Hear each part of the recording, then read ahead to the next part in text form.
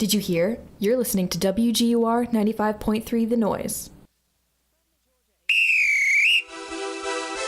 Hey, I'm Isaiah Smith, your Monday morning sports junkie, and you're listening to Waking Up with Thunder on WGUR 95.3 The Noise. Good morning, Milledgeville. This is your Monday morning sports junkie, Isaiah Smith, coming to you live from Milledgeville, Georgia this Halloween morning. Excuse me. Having a little bit of sinus issues, but no worries. We're going to push through it this morning. Happy Halloween to you guys. Yeah, it's Halloween this morning, and we had, a good Halloween weekend in the sports world. Had a lot of treats, and then, only one trick with the NFL pulling out the tie again on us. Always hate to see a game end in a tie like that. It's terrible for the game, I think, terrible for the fans. And nonetheless, it came in London when, if you were here last week, you heard my rant about the NFL sending subpar teams overseas, trying to, be ambassadors of the game and trying to get, bring new fans into the game. And when we send subpar teams, it really doesn't give the best image of the NFL, and it also doesn't do great, in my opinion, when there's a tie in a game like that. So, would have loved to have seen a winner, but, always wasn't meant to be. But, a good, victory Monday morning here. If you're an Atlanta Falcons fan, got a big win yesterday, kind of a must win, if you will. If some people thought it was a must win, I didn't think it was that severe, but it was good to pick that win up, keep from falling to 500 and really getting back on track if you're the Falcons. And then on Saturday, a big day in college football as well. Texas had their way with Baylor, knocked them off.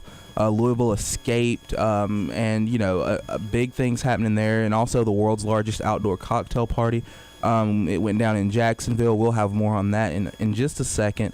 And also, the NBA season's getting into full swing. Russell Westbrook, Damian Lillard, jumping out to hot starts. Kawhi Leonard is, putting on an offensive clinic. And then, the Major League Baseball season is winding down. The World Series is at 3-2, heading back to Cleveland, I believe, tomorrow night. Not sure who's on the mound for either team yet. I think Arrieta's going to be on the mound for the Cubs. Not sure yet for the Indians. But, it should be a fun fall classic. And just a fun fact here, read this morning. The last time there were two ties in an NFL season, the Cleveland Indians lost the World Series. So just a fun fact there for you guys if you're looking for something to spice up your morning, or you're trying to get those last-minute picks in for the Fall Classic. There is, a bit of history, and maybe you can make a bit more of an educated guess. But before we jump into the college football landscape, we got to give a big shout-out to the 7-and-under Banks County Leopards again, one of my best friends' football team. They got a big playoff win against an undefeated Chestatee group this past weekend. Another close game for them. They scored the game-tying touchdown with about a minute and a half left in regulation. They went for two to take the lead, and their defense held on late to get a 15-14 win. So I'm very proud of those guys. Good luck to them this weekend. They're in the Final Four of their league, so they're taking on, I believe, Madison County. And if they win this weekend, they'll be in the championship. So salute to you guys. Great job, and hope you guys keep winning. So moving forward here, we're gonna go ahead and jump into a little college football here to stay on schedule this morning. Georgia, Florida. I'm going to start with the, River City Showdown, if you will, world's largest outdoor cocktail party. They're trying to rebrand it to the River City Showdown. Personally, I think this year the name should have been the former Saban Assistance Bowl. That would have been appropriate, seeing as how you have Kirby Smart, Nick Saban's former defensive coordinator, against Jim McElwain, a former Saban offensive coordinator, and also a former head coach at Colorado State. But I think, it was a very, very underwhelming rendition of the game this year. And, Florida really kind of ran over Georgia, with the exception of a couple of possessions there in the first half, really the first quarter, if you will. And, a lot of people are saying, is Florida that much better than Georgia? And, the eye test doesn't suggest that they are. It really seemed like Georgia's weaknesses were just magnified in this game, as they have been in so many of their other recent contests. I mean, the defense didn't play too bad, I didn't think. They kept Georgia in the game. It was 2 scores.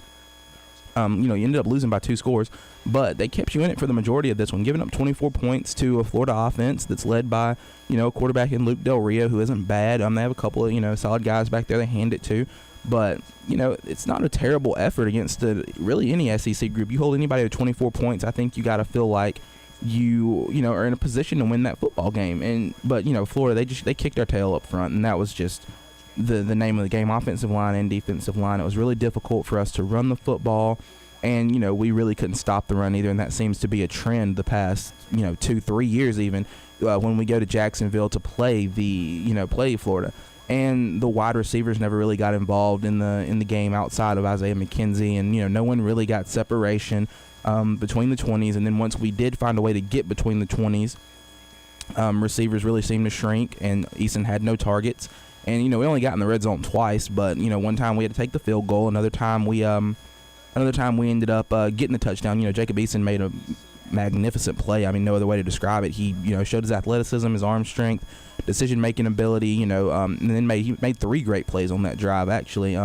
Made the first one, he scrambled outside the pocket, motioned, I believe it was Riley Ridley down the field, and, or Terry Godwin, down the field, and just hit him, put the ball right on him. Godwin made a big play, and then he scrambled left on the very next play, found someone else on the other side of the field, made a great play, athleticism and all, showing the intangibles, and then he capped the drive with a touchdown pass on 1st and goal, scrambled outside the pocket to his left again, and, drew the defense. They thought he was going to tuck it and run, and he pulled up at the last second and found Riley Ridley in the end zone. So, another, not a terrible day for Jacob Eason, I didn't think. I don't think he threw an interception. Don't have the exact stats on him because really the story isn't about him. I mean, you can point the finger and say, yeah, Eason didn't do his job. He didn't do what we need him to do as a quarterback. But how can you ask him to do all these things when he doesn't have time? I mean, that's just the name of the game. The offensive line really struggled. I mean, Tyler Catalina he was like a top over there. I mean, at one point, he literally stood up, spun around twice, and the play was over. I mean, he didn't make contact. He didn't block anyone. Didn't look like an athlete in any sense of the word. Just stood up, and he looked like a top most of the game. By the time he was out of his stance and had his hands up ready to block, the defensive lineman was either right there at him or past him, and he was really in no position to make a play and protect our quarterback. So, or even get off the ball and create running lanes for Nick Chubb. That's another I think irrelevant fact in this game is our rushing total. Nick Chubb, I believe, was held to I want to say 15, 19 yards, something like that, and the team didn't do much better than that, I don't think. Didn't pull those exact facts or stats because they're just irrelevant, it seems like. It doesn't, when our offensive line can't block, you can't expect Jacob Eason to go out there, throw for 350, 400 yards and give you a chance to win. You can't expect Nick Chubb to, show up and run the football all over defenses and make plays and, be his normal spectacular self. And I think that's part of Georgia's problem. We can't run the football at anybody. We can't just line up 2 tight ends, a fullback, put Nick Chubb in the backfield, an All-American at that, and run the football at anybody. And that's a problem, I think, when you have a young freshman quarterback. Your receiving core is unproven, and there are almost no answers. We got to start looking. I don't know where you got to look to get offense, but it's got to come from somewhere, because the defense, like I said, they really did a pretty good job, I thought, of keeping you in this game and making this one close. And I think we ultimately let them down by not scoring any points. We couldn't find the end zone, couldn't even get in the red zone and kick field goals for that matter.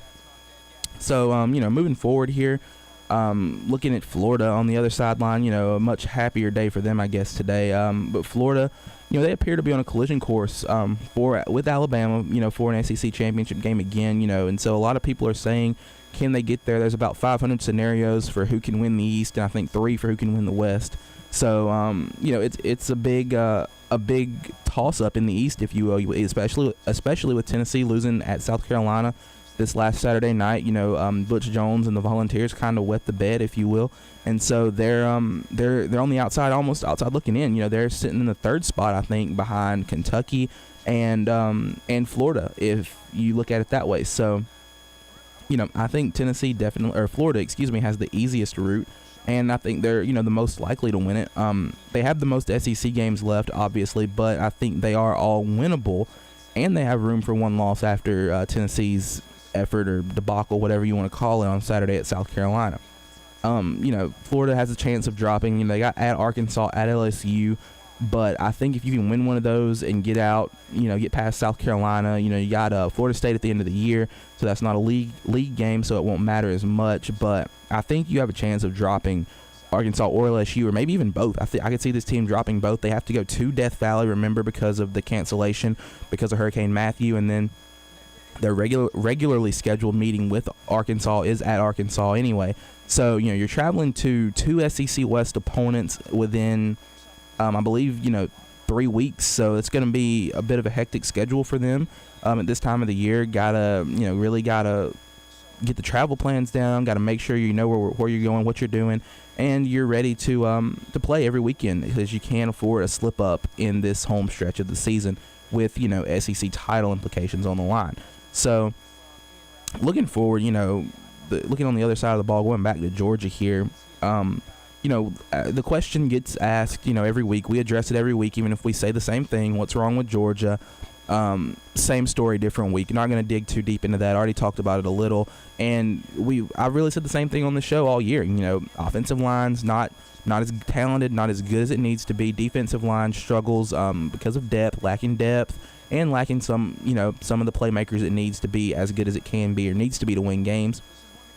And then Kirby Smart's first year at head coach, can't hold too much of the blame there, but it's beginning to fall apart around Kirby, and I think he needs to grab a win somewhere. If he can win all these last 4, great, get yourself to 8 wins, that'd be awesome. I don't know if that's going to happen, but even finishing with 7 would be better than just 6 and being barely bowl eligible. Finish with 7 and beat Auburn, who is an improving football team, and I think you've laid the groundwork for a pretty decent first year, even though that you were talent deficient in so many areas. And so I think people looking back at that will come off their hardline stance of what's he doing up there, you got to fire Kirby Smart, he's not getting the job done, and we'll see that okay, maybe we weren't with the team we thought we were coming in, and we really have some spots we need to improve. So recruiting's going to be fun. They'll start looking forward to that, and start looking forward to next year as well with tempered expectations, I think.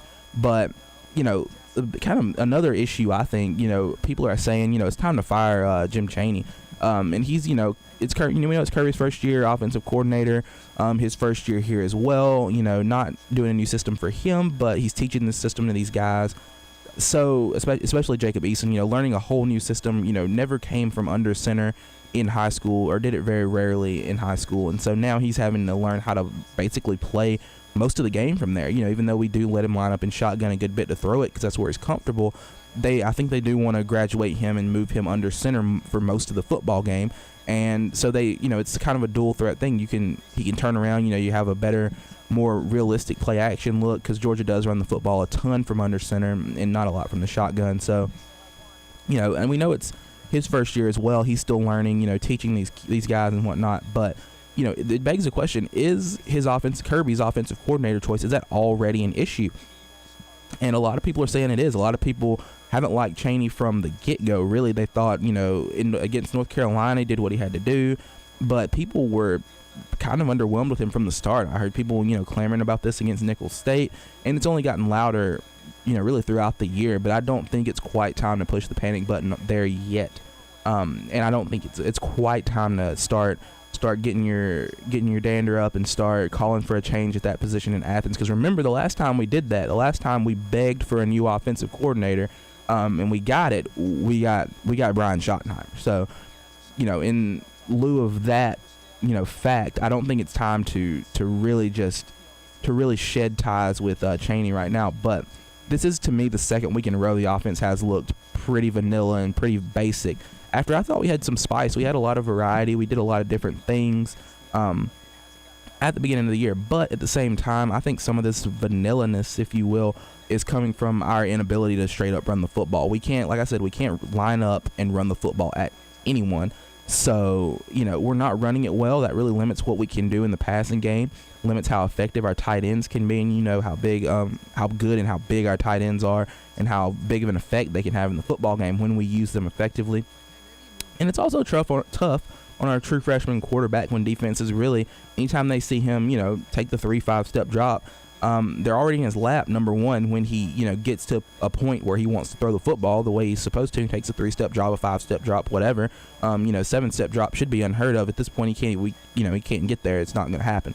But it's tough on your true freshman quarterback when defenses can really pin their ears back and just straight up come after him. I think that's why, you look around the nation, you see these young guys succeeding. They succeed in offenses where the offense is balanced enough and the defenses cannot pin their ears back. Look at, Jalen Hurts. He has such a great running game around him, and granted, he is a runner himself, can, run the football himself. But at the same time, he also isn't asked to, get back there and take a 7-step drop and throw the ball with pinpoint accuracy and precision in an offense that's, completely new to him and something he's still learning himself with a first-year head coach and a new offensive coordinator. And there's so many factors stacked against Jacob Eason. It's almost unfair to ask these things of him. And when he does have those special moments and make those plays that he does, we really should appreciate it, I think. But, I do think Jim Chaney does need to find some way to make this offense less Schottenheimer-esque, if you will. I think we need to see some variation in play calling and the schemes and route combinations, really anything. I've been, saying this for the past, 3-4 weeks now.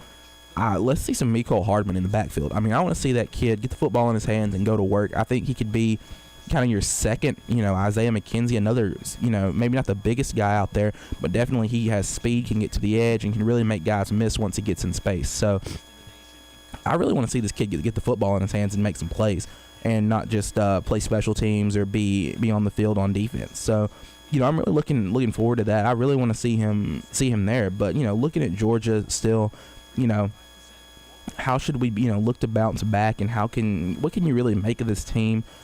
And so at the end of the year, I think, we're probably going to say this again, but I think there's very little cause for disappointment. 8 wins, even though that looks like a stretch right now, is still attainable. And, crazier wins have happened than us beating, Kentucky, Auburn, Louisiana Monroe, and Tech to close the year. I mean, much crazier things have happened. Let's be real.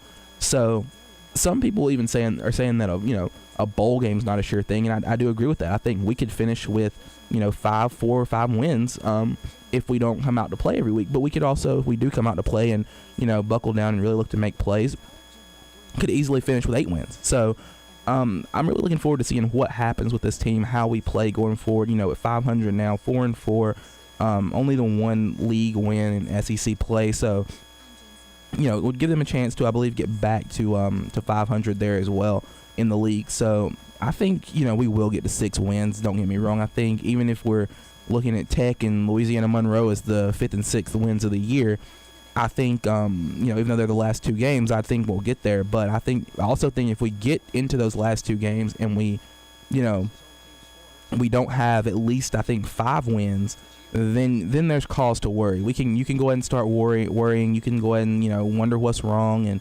I'll even start wondering, we should beat Kentucky this weekend. And I think even if we don't get Auburn the following weekend, Louisiana Monroe and Tech should be wins, even though Tech is a rivalry game. And as far as this team goes, obviously they're a little worse than I thought they'd be. I thought 9 wins on the low end, just because of the scheduling and the way that this thing shook out for them. I thought 9 wins on the low end, maybe 8, but could get to 10 on the high end.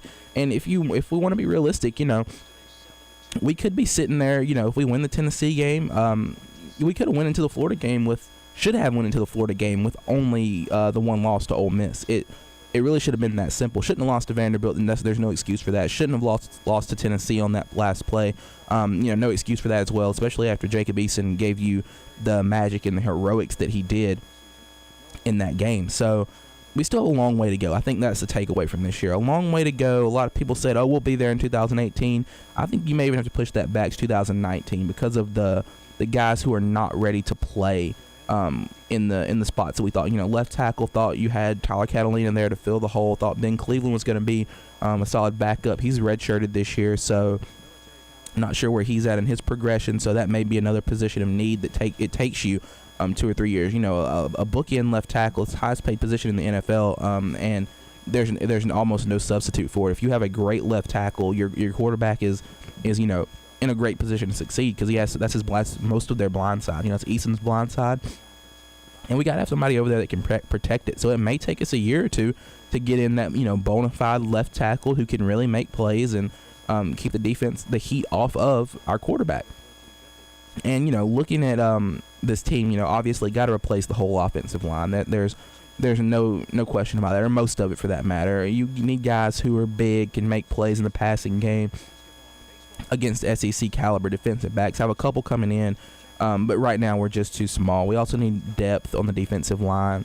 I think we're playing with, I want to say 6 or 8 guys there. That's, you gotta get that number up to 10, maybe even 11 guys who can play, not just guys who are on the team, but who can play on Saturday. And then you got to improve in special teams. Way too many errors. Those are killers, drive killers, momentum killers.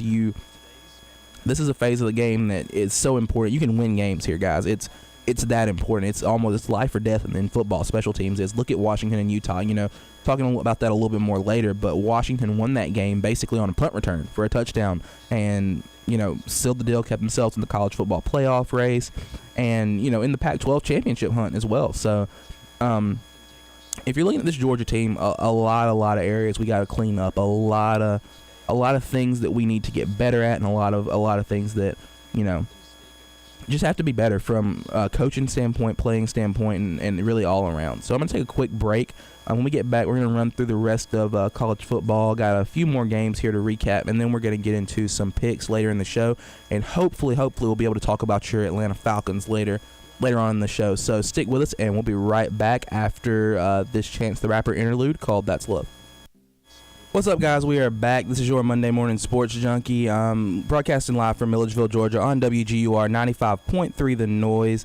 If you want to check us out live, you can also listen on Periscope at 953_highlight. It should be broadcasting live on Twitter as well, at the same username. If you want to check us out there, please feel free to like. If there's anything you want to hear me talk about, feel free to comment, or even tag me on Twitter. Let me know if there's anything or any changes you want to see made to the show, anything you want to hear me talk about. So, looking back at the rest of college football as we jump back into the show, Louisville, Virginia. Louisville escaped this weekend, kept himself in the college football playoff hunt for now, and so the question is, how did they do this? Well, in 2 words, Lamar Jackson. I mean, he's absolutely phenomenal. Made big plays down the stretch in this one. He engineered the late game-winning touchdown drive with a few seconds left.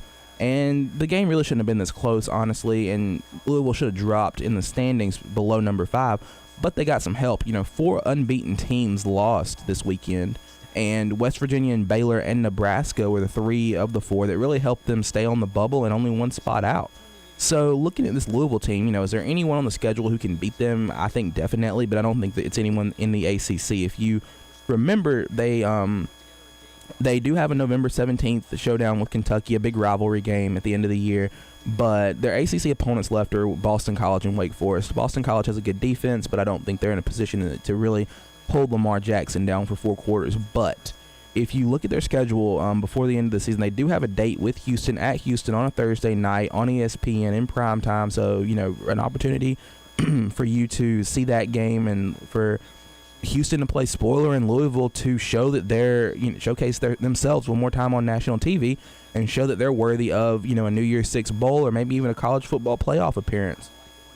And so I think, a lot of people thought this game would be for a college football playoff spot come this time of the year. Obviously, Houston has disappointed some people, but it'll still be a very important game. Houston is probably playing for a New Year's Six bowl as well, playing to try and jump in there if they can knock off a Louisville team who is right on the edge of the bubble, and who knows what could happen from there.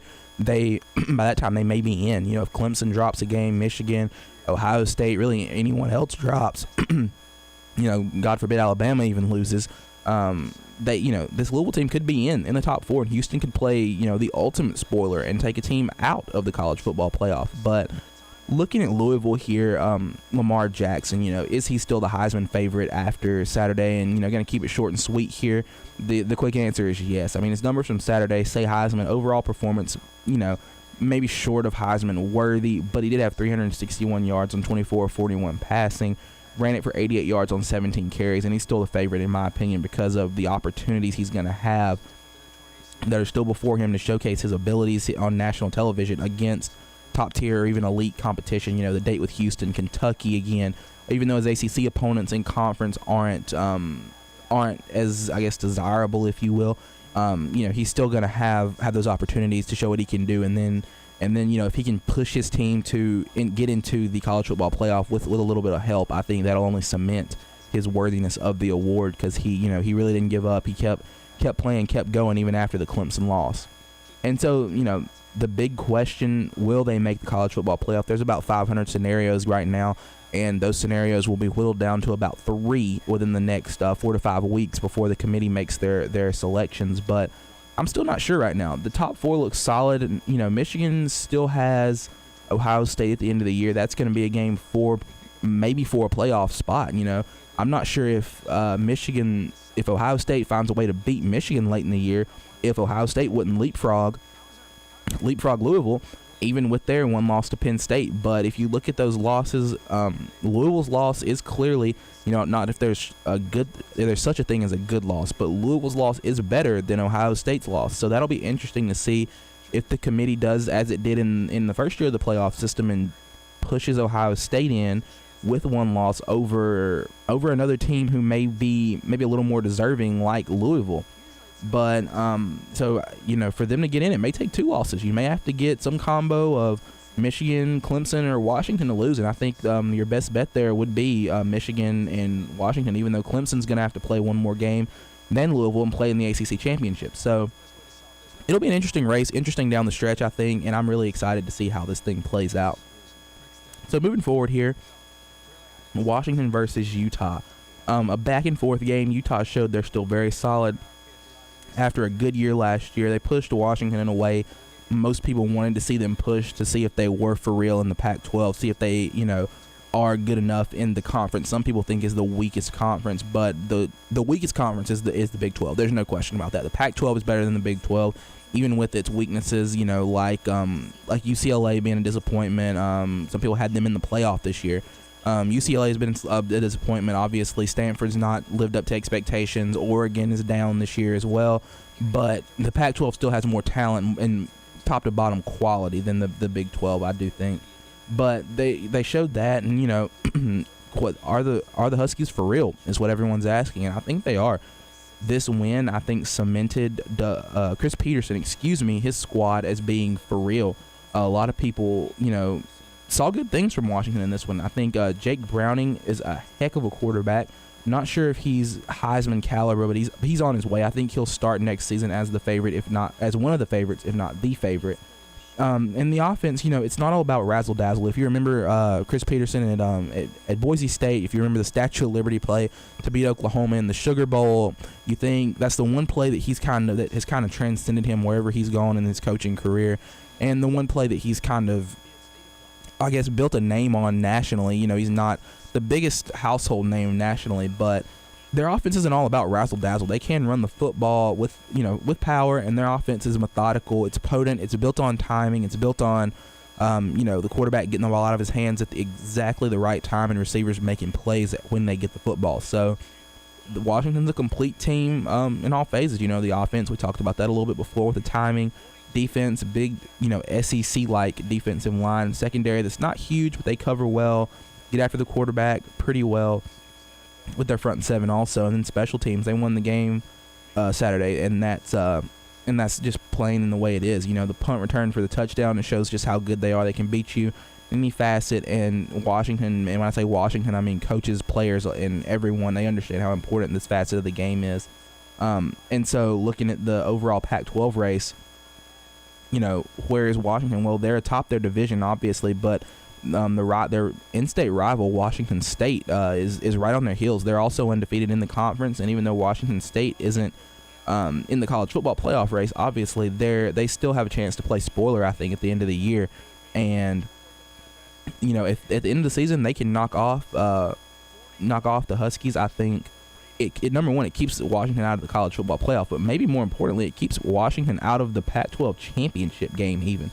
Again, it keeps them out. Washington State, as I said, is undefeated in the conference, so that game, if everything hangs, the way it is, and everybody keeps winning and doing what they need to do, it'll set up a de facto Pac-12, I believe Pac-12 North championship game right there. So, and then in the Pac-12 championship game as a whole, you're probably going to see Colorado or see Utah again. Would love to see them have to play Utah again for a shot at the college football playoff. And so I'm really excited to see how it shakes out there out west. The Pac-12 has kind of been a conference they've cannibalized in the past. Haven't got teams in. but I am looking forward to seeing what this Washington group does. I think they may be the best team we've seen out of the Pac-12 in the past 2 or 3 years. So really looking forward to that, really ready to see what this team can do and how they can respond to maybe a little adversity. So the last game here, just past the 8 o'clock hour, so we're going to get one last game in for you guys before we get to our picks for this week. But, Clemson, Florida State, huge implications in this one for Clemson in terms of, them staying undefeated, trying to get to that ACC title and get to the playoffs, get into the playoff. And then Florida State is just trying to get another big win. Play spoiler this year, do have a couple losses, not, terrible losses, but have a couple. So they're probably out of the mix there. But, Dalvin Cook and Deshaun Watson, the two big names in this one, if you will, they absolutely played their hearts out. I mean, it's unfortunate one of these guys had to walk away with a loss, and I really like them both. Think they'll be, excellent pros. But Dalvin Cook, had a big day. The big day a lot of people were looking for him to have earlier in the year. It finally came on a very big stage. 19 carries, 169 yards, 4 touchdowns, and he had one other play that caused a lot of controversy, but we'll get to that a little later. But Deshaun Watson pushed himself right there into that number 2 Heisman spot for me, or maybe even maybe not even number 2, maybe even like 1A, if you will, right there behind Lamar Jackson or with him even. 27 for 43, 378 yards, 2 touchdowns. Did have 2 picks, but he also ran it for 52 yards on 17 carries, and the numbers were really good, but his leadership and resilience, they're really what pushed Clemson over the edge in this one. Clemson was down 28-20 in the third. Watson converted 3 key third downs on the ensuing drive and cut the lead to 26-28. They fall back down, 34-29 later in the game, and then Deshaun Watson completes 3 big passes to Jordan Leggett on the ensuing drive, and also finds Leggett for a 34-yard touchdown.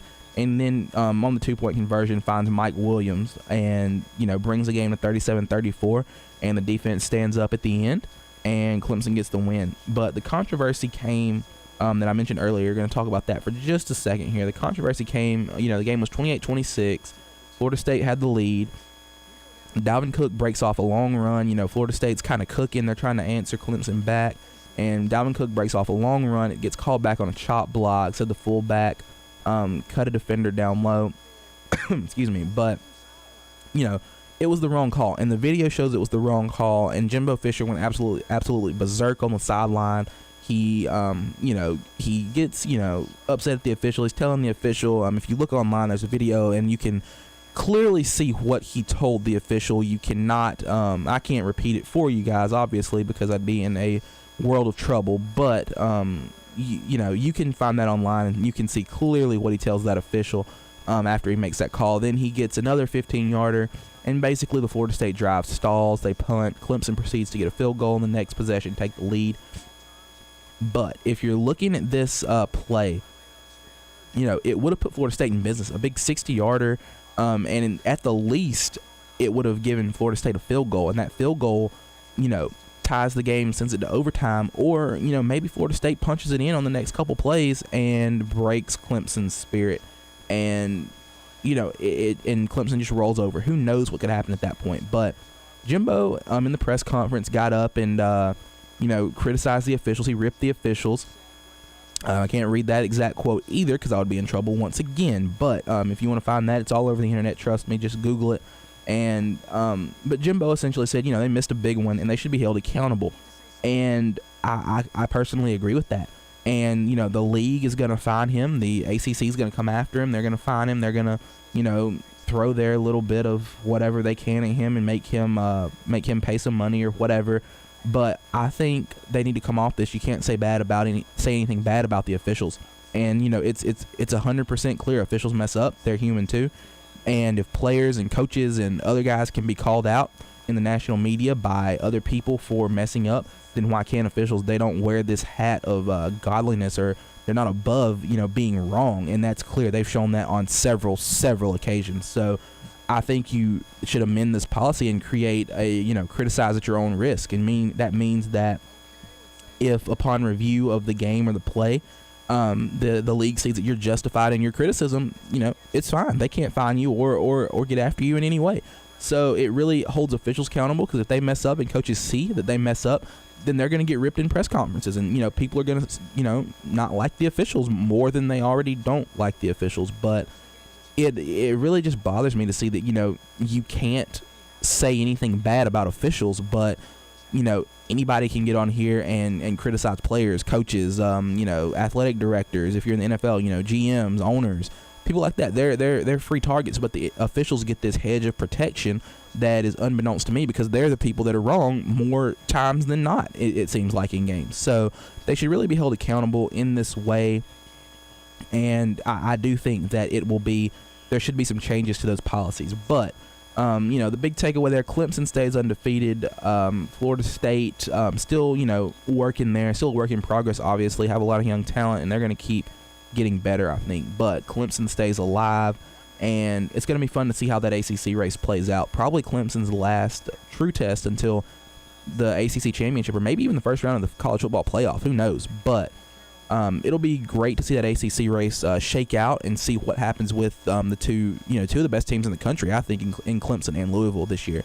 So we're going to take a quick break. We got a song coming at you guys before I get back. We're going to talk some rankings. The College Football Playoff Committee releases their first set of rankings tomorrow. It'll be tomorrow at 7 p.m., I think. So look out for that. And so I'm going to hit on my top 5 or 6, as well as talk about some Heisman race, and then get into some picks for this upcoming weekend. So we got some Judah in the Line coming at you guys with Kicking the Leaves. So stay with us, and we'll be right back. Hello! We're the Radio Birds. You're listening to WGUR 95.3 FM, The Noise.com.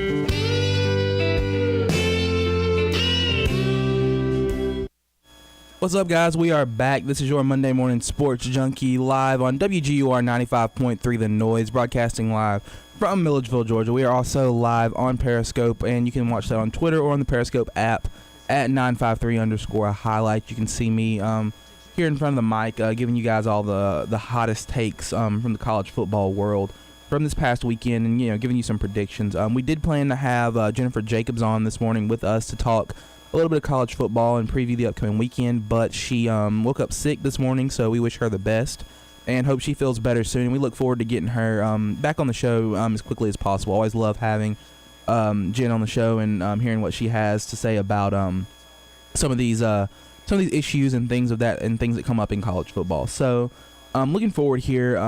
College Football Playoff Committee, as I mentioned earlier, it releases their first ranking tomorrow. So looking at it, I'm going to give you guys my my list of teams who are the top 5, top 6, and really kind of give you a couple of reasons why I think they're there. They should be there, and why why it's justified. And these are the teams also that I think who are still in the hunt as of now. This weekend, still in the hunt, and really even and have the best cases, even if they're on the bubble, for being in the college football playoff. So my number one team, I'm going to jump right in. My number one team is Alabama. They didn't play this weekend, but it's 100% obvious and clear why they're number one. And we shouldn't have to go into this again. I'm going to save time and spare you guys that rant again. But they're the most complete team in the nation, and they've shown it on multiple occasions. I mean, it's going to take a special effort to beat this team, I think, and I think it's going to take a special effort to even beat them in the college football playoff, for that matter. I think they're going to be even more focused, even more locked in, and Nick Saban's going to have this team ready to rock when that playoff rolls around here in early January or late December. And, my number 2, Clemson, they jumped to number 2. A lot of people had them around the 3-4 range, but they jumped to number 2 after that big win this weekend. Showed some resiliency, showed that we haven't seen the best of this Clemson team yet. They showed a little bit of some toughness and a little bit of moxie and poise there that we haven't seen all year from this team. Really was able to bounce back after getting punched in the mouth by Dalvin Cook in that Florida State offense. And I weren't sure if they had this stick-to-itiveness, if you will, earlier in the year. They showed that they could falter on offense pretty easily. They weren't as potent. They didn't seem to be as good and productive as they were last year, but they really showed they can get the job done. They can score points when they have to, and can make plays when things break down and things of that nature. And then they get behind Deshaun Watson. He's a phenomenal player. Really has a chance to win the Heisman this year, and I think with him as your leader, you've always got a chance in every football game you play. So at number 3, Michigan, they still haven't gotten that quality win, but don't worry, it's coming. They're going to get their opportunity later in the season against Ohio State. Jabril Peppers and that defense, they really carry that team, but the offense with Wilton Spate and some of those other weapons he has is really catching up. And one of Spate's weapons is Jabril Peppers. Jabril Peppers, had a phenomenal day this past weekend. Played, I think, just about every position on the football field that he could. Now, I don't think there's a position on the football field that he can't play, aside from maybe offensive line. I'm not sure if there's a position that he can't play, but, looking forward, I think that this offense is looking better, and they're showing that they can make some plays and do some things that they need to do. And so I think that if Michigan can, get past Ohio State, win the Big Ten championship, they're clearly in. They deserve it. They've played well enough all year, and I think they deserve it. So then number 4, Washington, fresh off of a Pac-12 test, they passed it with flying colors, I think. Like I said earlier, big physical SEC-style defensive line. They anchor a solid defensive unit. Have a quarterback with rock star potential in Jake Browning, who's right there on the cusp of Heisman greatness, if you will. Their next test, I think, is going to be Washington State in the Pac-12 championship, and then they may be playing for a lot in those 2 games. I think they will be. Mike Leach in Washington State, they have a high-flying offense. They love to throw the football, love to put up points, and so I'm looking forward to that, and I'm also looking forward to the Utah-Washington rematch. I think that rematch would be a great one for college football, a great one for the Pac-12 as well. And it would allow Washington one more opportunity to show why they belong in the playoff system. And then Louisville at number 5. Snuck past Virginia Saturday behind Lamar Jackson, but I think if you beat Houston, get a loss from one of the other teams I mentioned before, I do think that they'll be in the playoff. They should be anyway. Their loss is quote unquote better than Ohio State's loss.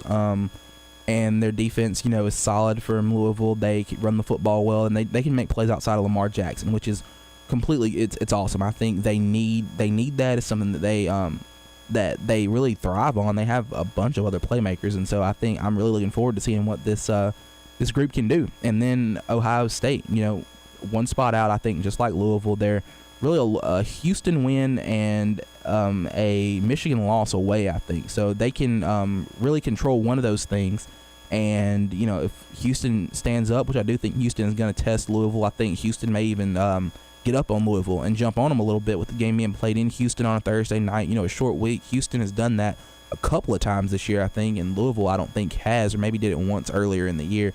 But Ohio State, they're a spot out just like Louisville. You could even make the case for these teams to be 5 and 5A because both ultimately control their own destiny. And for Ohio State, it's really win the Big Ten and you're in. It seems like a Michigan win undoes all wrong with the Penn State loss. Even if Louisville does find a way to run the table, people think Ohio State's played an overall tougher schedule, even though their loss is a worse loss, if you will. But you got to beat Michigan if you're Ohio State. You got to do that, and you got to keep winning. You can't falter down the stretch. You can't have an upset. And Ohio State, they're going to get tested this weekend. Got a feisty Nebraska bunch coming their way, and Nebraska is really is a really good football team. So I'm looking forward to that as well. But excited to see how this plays out. That's just my top 6. I'll have my top 10 posted on the Twitter page at 953_highlight. I'll get them up after this segment. So keep an eye out for that.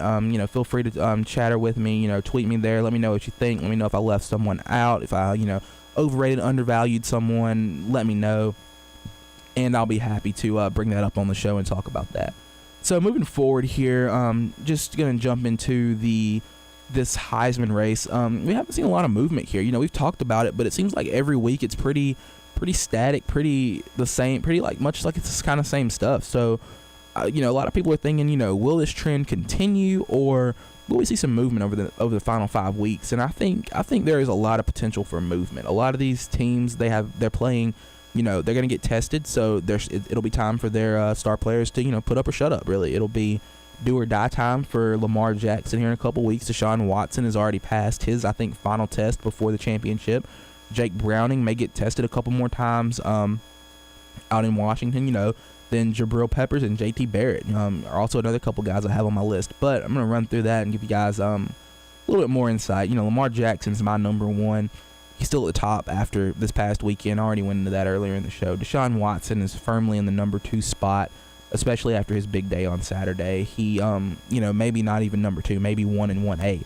So, looking at the number 3 spot, Jake Browning, he's kind of jumped there, catapulted himself there, if you will, and he really pushed Washington to their big win Saturday, and he's quietly becoming one of the better young quarterbacks in college football.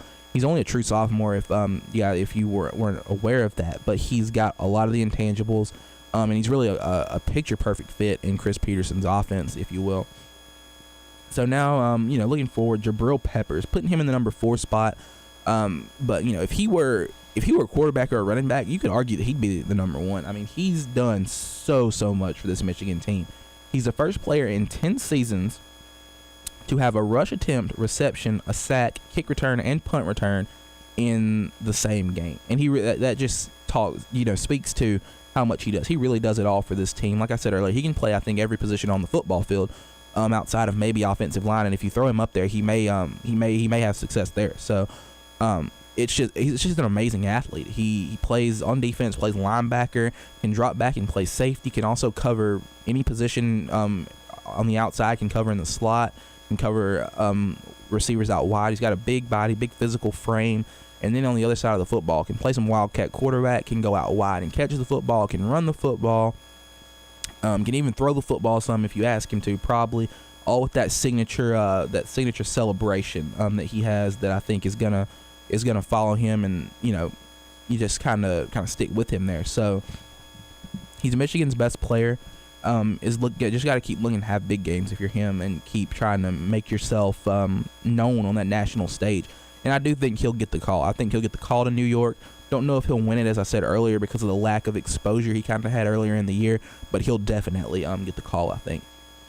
And then J.T. Barrett hanging on to that last spot for me. And a lot of people forget he probably would have won the award 2 years ago when Ohio State won the national title. He probably wins the award if he doesn't get hurt in the regular season finale, and then Tom Herman goes and turns into the quarterback whisperer and wins the Big Ten championship, and then beats Alabama, and then goes on and wins the national title with Cardale Jones, the third-string quarterback. So a lot of people kind of forgot, especially after last year with a lot of quarterback controversy, forget the leader and the type of player that J.T. Barrett is, and the type of skill that he does truly possess and have.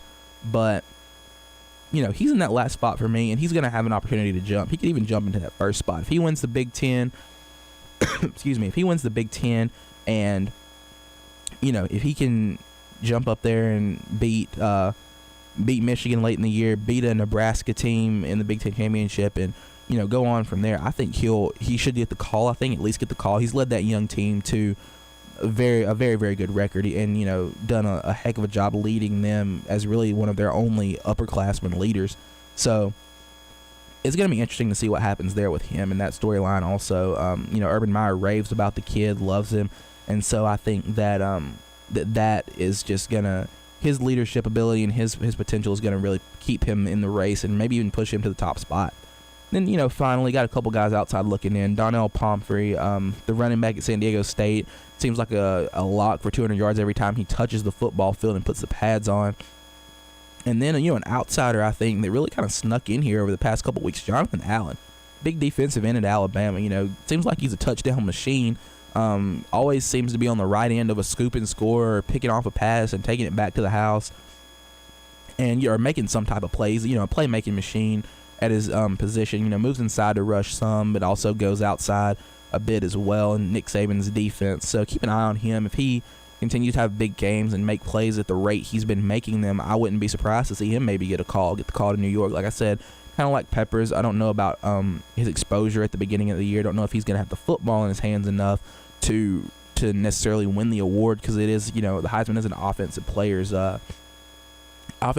award, if you will, just because they have the most exposure, have the football in their hands the most, and people see them. The eye test, people are attracted to that more, especially quarterbacks. But don't count it out. Don't count out a defensive player winning the award here this year, or even in the next couple years, because there's a lot of up and coming defensive studs in college football. So we're gonna take another quick break here. We got some ex-ambassadors coming at you guys with Jungle. And when we get back from that, we will get into college football pick'em. I don't have headgear like Corso, but I will be here to give you guys some hot takes. Got a couple upsets on the wire for you guys, I think, this weekend. So stay tuned, stay with us, and we will be right back in a few minutes. You're listening to WGUR 95.3 The Noise. The best music you'll find here, there, anywhere. WGUR 95.3 The Noise.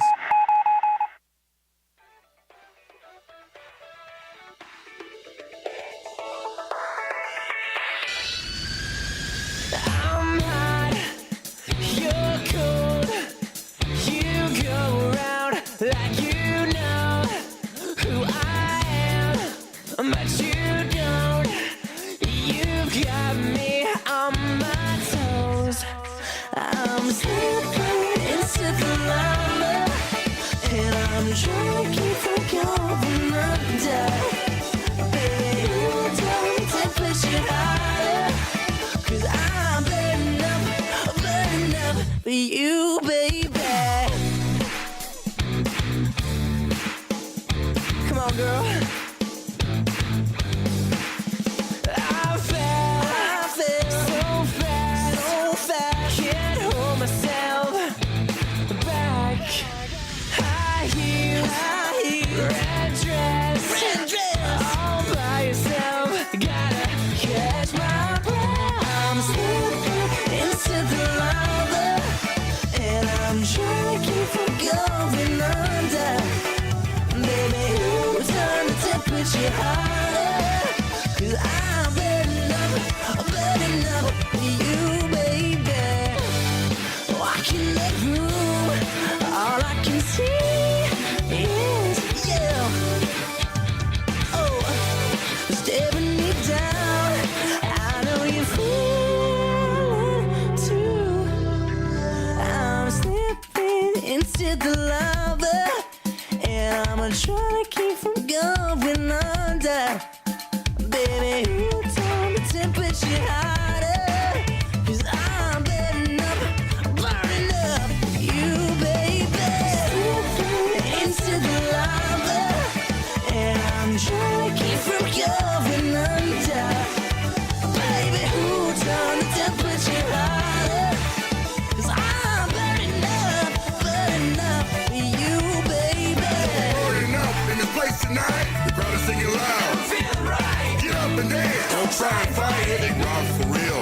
that's no lie. Stop, drop, and roll. It's us to flow, we keep on burning up. More and more. I got JB with me. Laying it down. Come on, boys. Bring the chorus around. I'm slipping into the lava, and I'm trying to keep from going under. Yeah. Baby, who turned the temperature harder?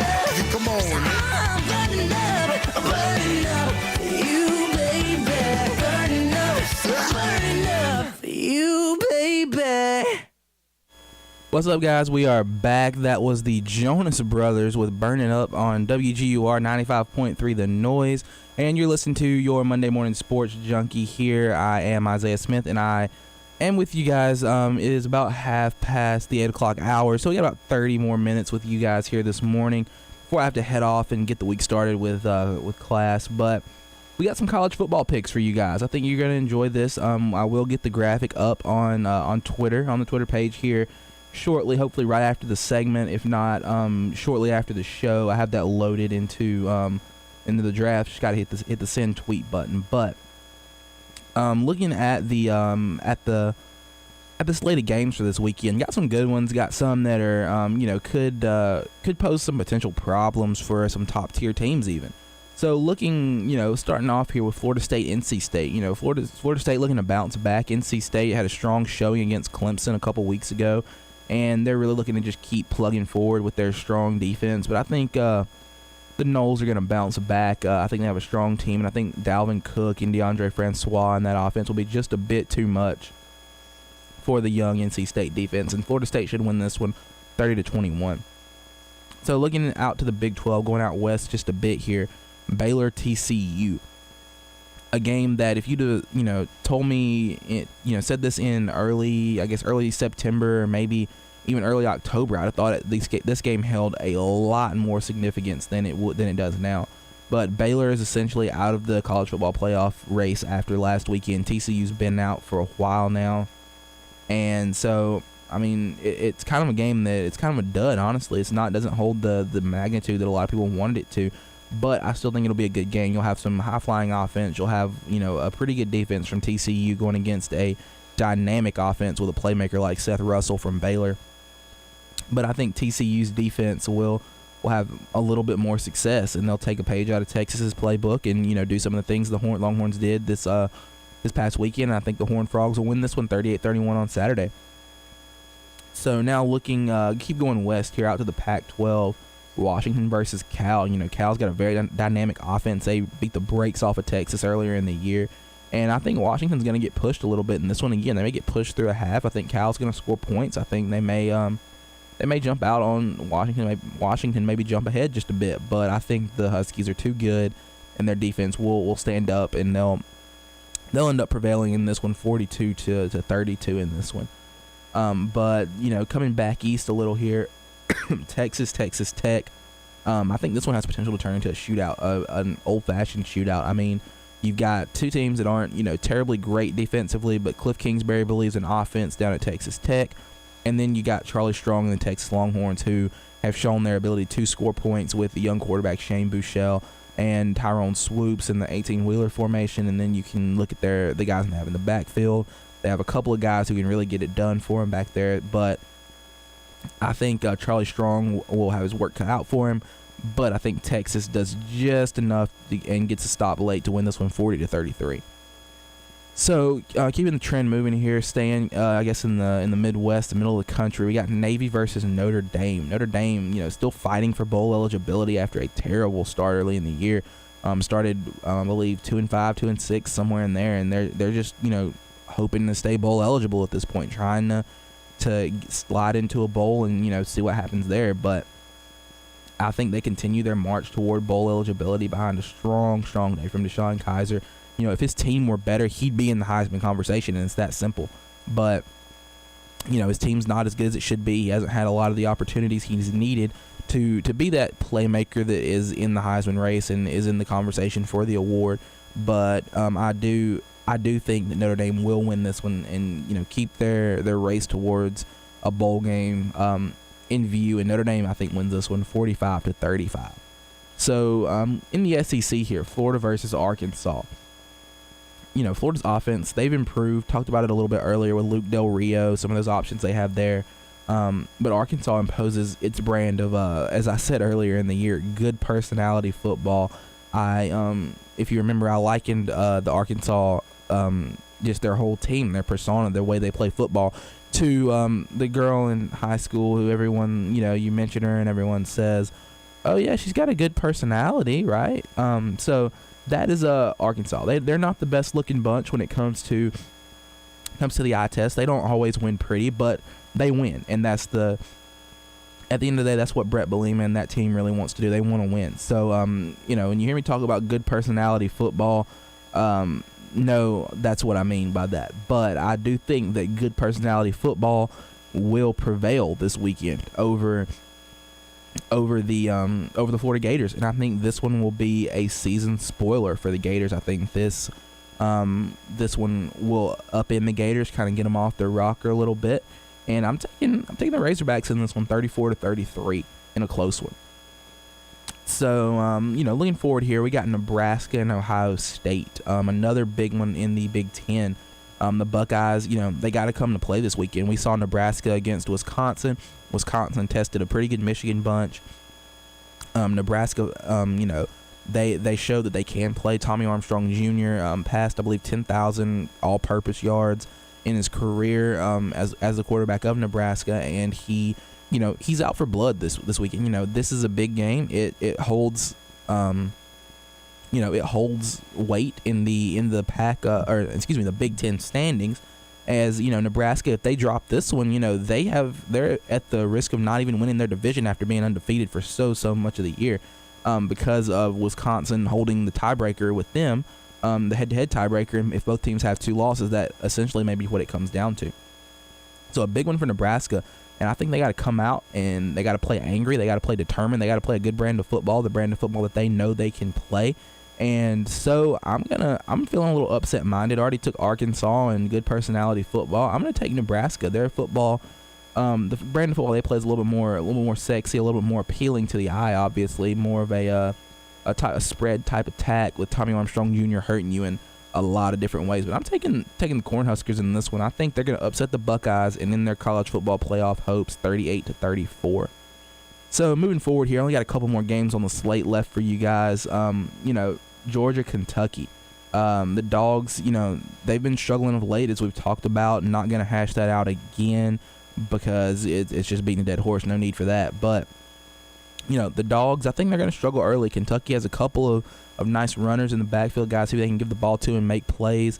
Boom Herron is a guy. The other guy's name slips my mind right now, but Boom Herron is a guy who can really make plays for Mark Stoops' offense. He really tore a couple teams up this past 2 weeks, so he's a guy you got to watch out for. You got to know where he's at, and we got to have our linebackers and defensive line really looking to get penetration and make plays in the backfield against the Wildcats this weekend. But I think Georgia, we've had success against basketball schools this season in the past, so I'm really looking forward to seeing what the Dogs can do. I think this is a 7:30 on SEC Network, so we get a late game, get a night game up there in Lexington, I believe, and so I'm going to take the Dogs in this one. I think we'll get back in the win column here. We'll have some more success over a basketball school that's on the rise in football. I think Georgia wins this one 31-28. And then the nightcap, Alabama, LSU. I'll be between the Georgia game and this one. I think this will be an 8 o'clock. I don't think CBS is going to bring this one. I think Alabama, LSU is picked at 8 o'clock. ESPN's going to bring that one. So the prime time, if you will. And I think LSU, they're going to fight with Ed Orgeron. I think that's a trend for this team.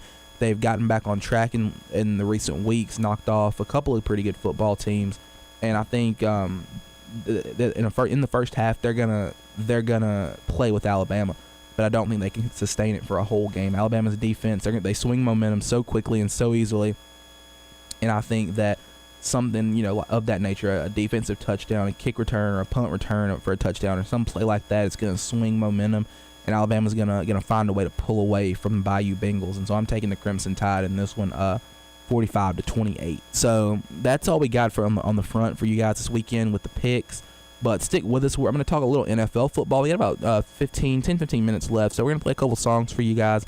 I'm going to give you guys a quick minute with the Atlanta Falcons here. Got a big win yesterday. So going to talk that and before we get out of here. But stick with us. We have a couple songs coming at you guys. So I'll be right back to close the show, but please stick with us and tune back in, and we'll be right back. Hey, this is Jessica Hernandez from Jessica Hernandez and the Deltas. Oh, I'm sorry I stole your man. Oh, I'm sorry he loves me most. And you're listening to WGUR 95.3 The Noise.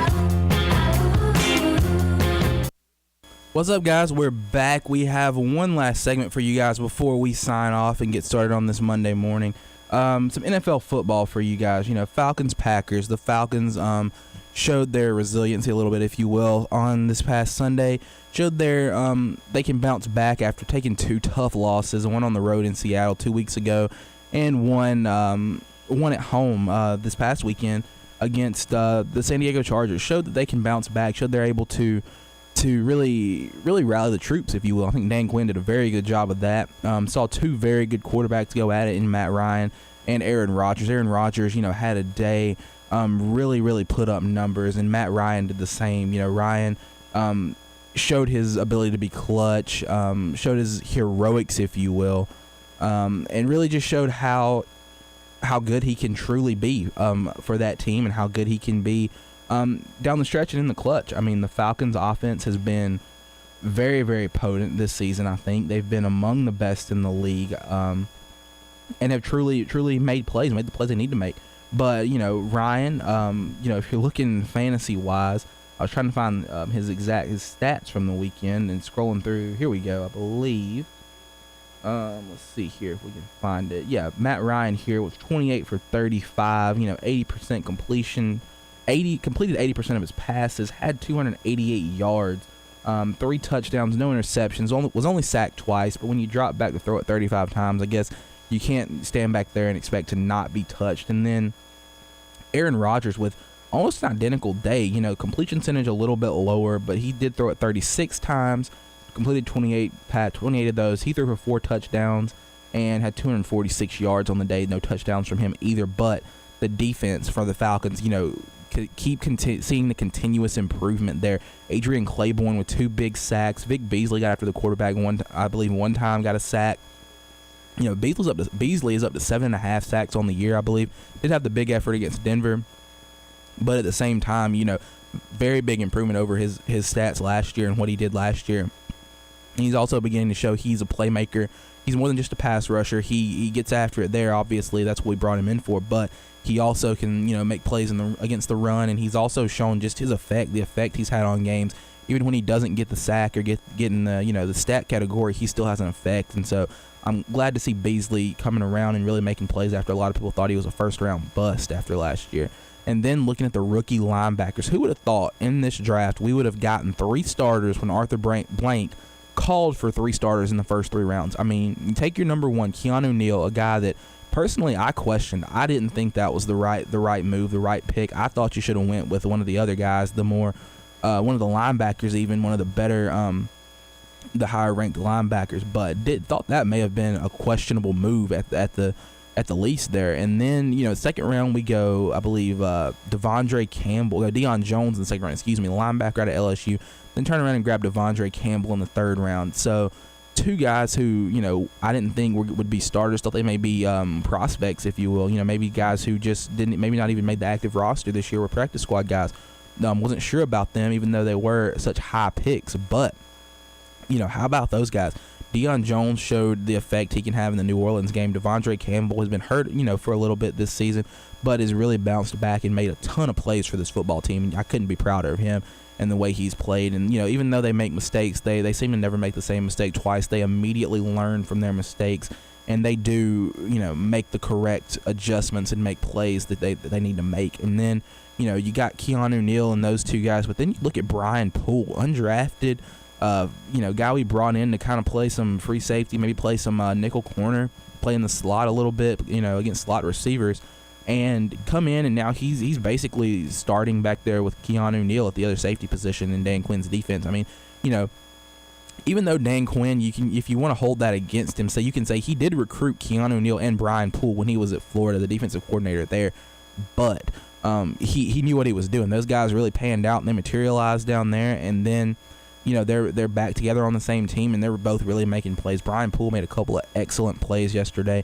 as did Keanu Neal. Also made a couple of very good plays for that football team. So really, really proud of this defense and the strides to making, even though we are banged up. Have lost Derek Shelby, a guy who was a big defensive tackle that we counted on a lot. He went down with an injury. Had a couple linebackers go down with injuries. Weatherspoon, another guy we brought back in who knew the defense and knew the city well, was familiar in Atlanta. A lot of people loved him. He was drafted by the Falcons, but he was brought back in as well. Goes down with an injury, and we've seen guys step in. Brought in AJ Hawk and a couple other guys who were free agents to start the year. Brought them in. They've adjusted nicely, are making plays as well. So that defense is very, very good. And then on the offensive side of the ball, Julio Jones. Some people thought he was a little nicked up, maybe a little injured there. Late in the game after he took an awkward fall on his ankle in the second quarter. But Mohamed Sanu, how about the day this guy had? I mean, it was absolutely, sensational down the stretch. Showed why we brought him in. 9 receptions, 84 yards, the game-winning touchdown, was targeted 10 times and caught nine balls. So what a day for him. I mean, had 9.3 yards per catch. Huge day. We really, really now know why we brought this guy in. And he had a couple of nagging injuries earlier in the year. Seems to be a trend there, but just wow. He justified why we paid him all the money we did in the offseason. And really made this team. Made Arthur Blank and this franchise really look like look pretty smart for going out and getting a true number 2 receiver to be beside Julio Jones, because he ended up saving the day yesterday. And when teams double Julio and do that, I think Sanu is a type of guy who can really get loose and have big days, and hopefully have more big days like this as a Falcon. Even this season, if he get him back close to 100%, he should be a guy who's ready to make plays. And then, Taylor Gabriel, another young guy who we brought in and he showed up, caught three balls, 68 yards, a long touchdown, 47-yard strike that Matt Ryan just aired out down the field there in the second quarter, I believe. But what a day from the Birds. I mean, can't be upset with this group without one of their better players in Tevin Coleman. He was out with injury. Devontae Freeman stepped up, ran the football in the way that we needed him to, I believe. 11 carries. Only had 35 yards, did have the touchdown. Was actually outgained by Teron Ward. Teron Ward only got 6 touches, but 46 yards isn't not a bad day. And this team rushing for 81 yards on 19 carries, not terrible. I'll take that, and I'll take the win right along with it. I think we do have to get be better running the football, but it'll get better once Coleman gets back. Once we get Tevin Coleman, our one of our bona fide studs, I think really can do so much for this offense. Can split out wide and go against other teams' number 1, number 2 corners, and can also take the football in the backfield or catch it out of the backfield. Beat linebackers to the edge or get up between the tackles and run it for a little bit of power. So looking forward to see what this team does. This weekend got a short turnaround on Thursday night against Tampa Bay. A team who handed us the loss on the opening weekend. Thought we should have actually won that game. A game that we had several mistakes and a lot of first week jitters and things of that nature, and Tampa Bay kind of capitalized in the Dome. But we're going to Tampa Bay this week, got to travel, short week as well. Looking forward to seeing what this team can do. I do think that we'll bounce back. I'm taking the Falcons in this one all the way. I think we should win this football game, don't get me wrong, but the mess that those Thursday night games can be. I think we got to be even more focused, even more locked in, even more rested and ready. Matt Ryan said the most important thing this week was going to be sleep. He said after the game last night was going to grab some dinner and go straight to bed. So I think that's important for the guys to understand and to know and to really make sure their bodies are well rested, and then to go out Thursday, play hard, grab the win, and then get back in and use the extra days you have to really prepare for your next opponent. And then haven't really looked that far into the future yet, even though maybe we should, as guys who are covering the Falcons, watching the Falcons. Maybe we should look a little deeper into the future, but it's about next week, and they're focused on it. I'm focused on it, really ready for it. But hoping that we can grab this win, we got to capitalize there, and then look to capitalize on the long week off that you have. You're going to get a couple extra days, so that also helps. You can get a win, be a great feeling, and then you get kind of a mini bye week before your actual bye week. So it'll be a good thing for this team, I think, if we can grab this win, another win in the division. If we can have some other teams fall in the division and make it, pick up another game there, that'd be awesome, I think, for this team. So really looking forward to that. Got fam on Thursday night, so Bailey's gonna have to cut it a little short. Got to get back and watch my Dirty Birds, or I may just sit in the back and watch them on Twitter. You can stream the Thursday night game. But yeah, hoping to get out of there and watch the end of the Birds, watch the end of a Dirty Birds victory. So now standing at 5-3, a good mark. I think you're really in a good position halfway through. Still got your bye week, so you're gonna get a week off to recuperate and recover and make try to get some guys better and things of that nature. So really looking forward to that. But I think that's about all the time we got for you guys. It's 8:54, so I'm gonna go ahead and cut it a little short and try and go ahead and get to class, maybe get there on time this morning, believe it or not. But yeah, it's been great talking with you guys. I've enjoyed it. If there's anything you guys want to hear me talk about, feel free to tweet me at 953_highlight. If you want to rewatch any segments of the shows and you have any suggestions or comments there, check us out on Periscope at 953_highlight. Same as the Twitter handle, and check us out on YouTube. We are on YouTube.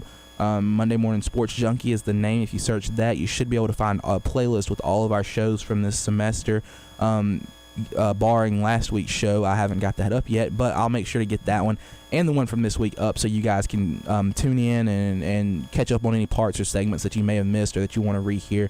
But yeah, so it's been great talking to you guys. Once again, big shout out to my 7 and Under Leopards. You guys, doing a great job, making me proud, doing great things. So best of luck to them. Hope they grab another win this weekend. Talked about them earlier, but hope they grab another win this weekend, get to the championship. If they get there, I'll definitely be wherever they are. I'm watching them in a couple of Saturdays. So best of luck to them.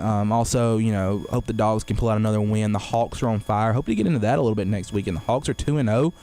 The Dwight Howard experiment looks like a complete success to this point. So hopefully we can keep plugging. Kyle Korver's back after a full off season. Really been shooting the ball much, much better, but there are some other strong teams out there in the East as well. The Cavs look strong. The Pacers also looking pretty good as well. So hope to get into some of that NBA after the World Series, after maybe college football, when you have those dud weekend. We have a dud weekend where not a lot's happening before rivalry weekend in the last week of the season, regular season. So like I said, it's been fun. Thanks again for all you guys for listening. Check us on Twitter at 953_highlight. Hope you guys have a great week. I'm about to get mine started here in a few minutes. As always, go Dogs. And I look forward to talking to you guys again next week. So have a good one and see you guys later. We had this music before it was cool. WGUR 95.3.